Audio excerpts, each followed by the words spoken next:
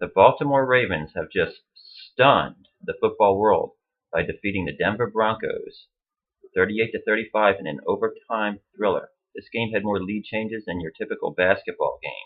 It started out well for the Broncos. They went up 7-0 with a 90-yard kick return touchdown by Trindon Halliday. Halliday would later return a punt for a touchdown, becoming the first player in NFL history to have a kick and punt return touchdown in the same postseason game. However, it was not enough to overcome 3 Peyton Manning turnovers, which led to a total of 17 points and was the difference in the game. Now, Peyton made some great throws and was exceptional at times during this game, but he's proven to not be as clutch a playoff performance as his little brother Eli, who always rises to the occasion and goes beyond his ability in the playoffs. However, that's not the only criticism that's going to be levied about by the Broncos fans. I think the coach really blew it at the end of the game. The Broncos had a touchdown lead with under 2 minutes to go. They needed 1 first down to ice the game and take a knee because Baltimore was out of timeouts.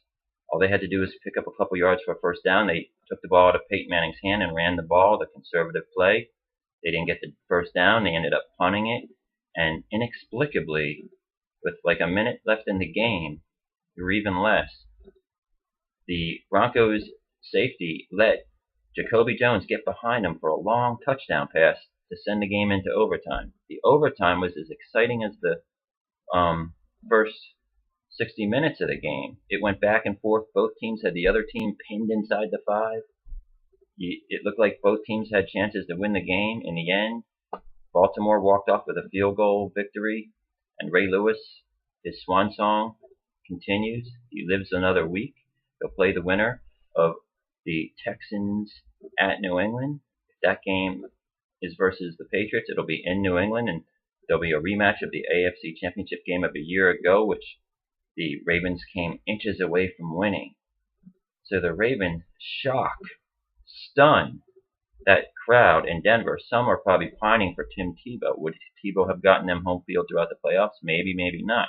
But I actually think he could have won this game if he didn't turn the ball over and they still got the kick return touchdowns. It would have been interesting. However, I don't think people are complaining about having Peyton Manning for a quarterback because, once again, I blame John Fox for the play calling and that ultra-conservative style in a situation where you needed to play to win the game, not play not to lose the game. So next week, we get the winner of Texans and the versus Patriots versus Baltimore. We're going to try to bring Ray Lewis back to another Super Bowl, which would be the first time he's been there since the 2000-2001 season.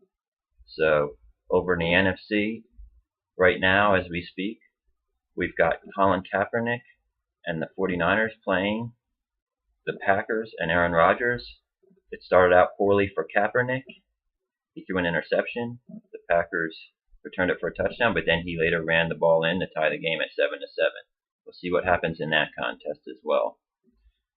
So there you go. Final score, 38-35. Ravens over Broncos in what was one of the most exciting playoff football games in NFL history.